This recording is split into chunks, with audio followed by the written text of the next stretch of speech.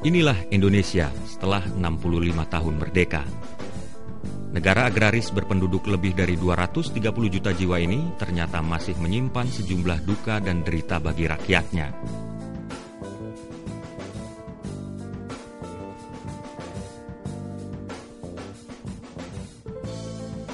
Padahal negara kepulauan terbesar di dunia ini sebenarnya memiliki sumber daya alam yang melimpah dan tersebar di 17.504 pulau yang ada di negeri ini.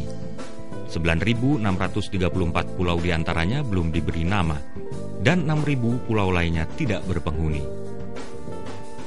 Selain negara kepulauan terbesar di dunia, Indonesia juga menjadi negara maritim terbesar karena memiliki perairan laut seluas 93.000 km persegi, dengan panjang pantai seluas 81.000 km persegi dan hampir 25% panjang pantai yang ada di dunia. Namun, ribuan pasukan tempur Angkatan Laut Indonesia ini hanya mampu unjuk kekuatan di saat hari ulang tahun TNI saja, dan tidak pernah mampu menjaga wilayah perairan laut Indonesia. Begitu juga Polisi Laut Indonesia.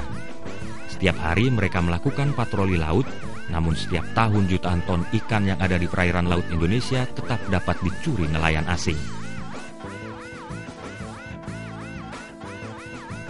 Secara geografis, letak Indonesia ini sebenarnya sangat strategis. Selain berada di jalur persimpangan perdagangan dunia, Indonesia juga berada di jantung pertumbuhan ekonomi tertinggi di dunia. Di kawasan Asia Timur terdapat negara Jepang, Hong Kong, Korea, dan Cina yang sudah menjadi raksasa ekonomi Asia.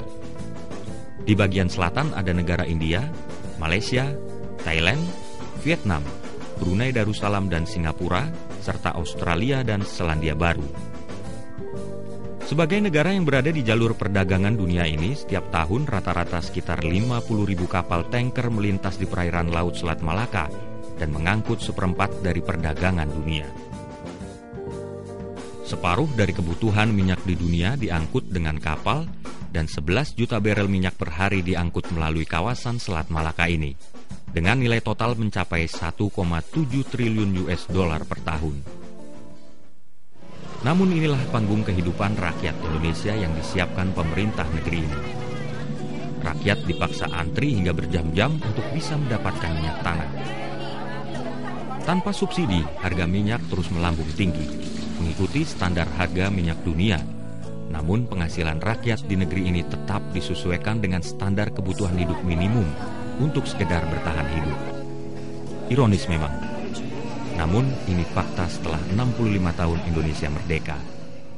Sebagai negara agraris yang memiliki sumber daya alam melimpah, jutaan petani di negeri ini ternyata juga tidak memiliki lahan dan tanah sendiri. Mereka hanyalah seorang buruh tani yang tidak memiliki lahan dan tanah sendiri. Seperti warga Dusun Gelanggang, Desa Karangtengah, Kecamatan Pakisaji, Kabupaten Malang ini. Karena tidak memiliki tanah dan lahan pertanian sendiri, terpaksa mereka harus menyewa tanah untuk memproduksi padi. Ya nggak punya lahan, bagaimana lagi kalau nggak nyewa? Terus kalau keinginan Bapak itu sendiri gimana, Pak? Kalau keinginan saya ya seperti teman-teman gitu, punya lahan sendiri. Kalau nggak punya ya terpaksa nyewa. Ya sebenarnya untungnya itu sedikit lah Mas. Ya untungnya itu sedikit ya, apalagi kalau nggak nyewa gitu Mas. Pas-pasan lalu harga pupuk itu naik. Terus bibit sulit dicari itu. Kalau nggak nyewa ya bagaimana Mas? Orang nggak punya gitu. Syukur mungkin masih bisa bersyukur, karena saat ini masih bisa menyewa lahan pertanian untuk memproduksi pangan. Namun 10 tahun kemudian, apa yang bisa dikerjakan Syukur saat ini bisa jadi hanya tinggal kenangan. Pasalnya, sudah tidak ada lagi lahan dan sawah-sawah pertanian yang dapat disewanya. Semua sudah berubah menjadi lahan industri, pusat-pusat perdagangan dan pengembangan kapital lainnya.